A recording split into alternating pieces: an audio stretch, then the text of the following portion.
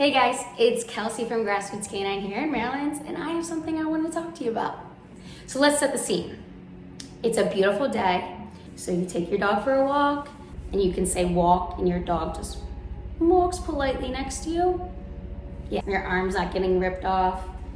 Doesn't that sound nice? A dream, right? And that's honestly a lot of our clients' dream. So, very reasonable. Now, how do we get there? After multiple failed attempts, you've been unsuccessful with teaching this leisure walk, right? Fulfilling this idea of being able to walk right next to your dog and being casual. Because I think a lot of people fail to recognize that this is a behavior that needs to be taught, and taught with proper communication tools. Whether you're teaching a focus heel, on or off leash walk, while these behaviors all have little nuances that differ from each other, they all have one principle that stays the same. The dog's making a conscious decision to pay attention to you. This conscious decision part is extremely important. Why? Because the dog needs to be one making the decision to stay in that behavior. There's various tools out there that we can use to help reinforce this walk position. But unfortunately, there's also a lot of tools out there that take this important decision-making out of the equation. Halting.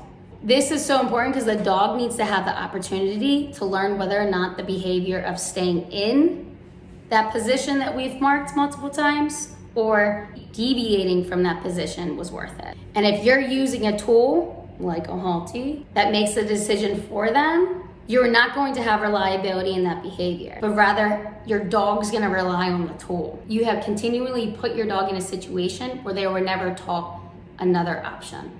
We strongly encourage using a variety of tools to reinforce this walk picture, and it's all really gonna be dependent on your end goal, because tools are eventually supposed to go away. Let's give you some examples. If you're looking for a focus heel, I say it's ideal to start with something like a touchpad, so you can break down the little details while you're stationary. Then the touchpad goes away, but the principle remains. Now let's add a leash to the mix. That leash pulling is a dog's instinctive reaction to push against a pull. So a lot of the times, dogs don't understand that the leash pressure added is our no, because they were never taught the yes. You can create this yes by rewarding the dog when there's consistent slack in the leash and adding the decision making to the equation with the use of attention getters. The concept behind attention getters is to make abrupt and random changes in direction. The goal is for the dog to begin to pay more attention to your erratic walking style, therefore not pulling on the leash.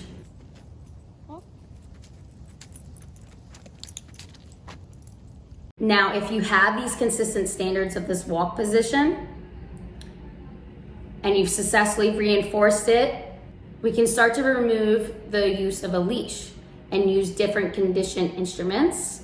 And in this case, we use physical barriers, because this is just another way to encourage the decision of the behavior without taking away the decision process. Here's the fun part. If you manage to keep the consistent standards in diversified environments by varying the rewards and varying the distractions, you've reached the Holy Land.